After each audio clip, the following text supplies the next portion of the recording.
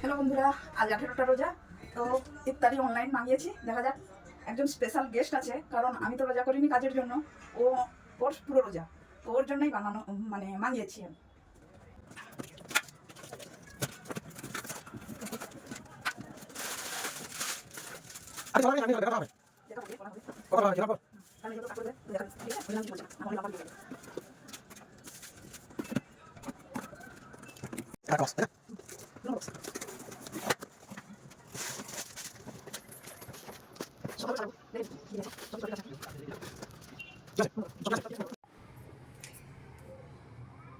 তো ফাইনালি বন্ধুরা, অর্ডার করছিলাম যেগুলো সব পুরো আইটেমই ঠিক ঠিক দিয়েছে ইফতারের।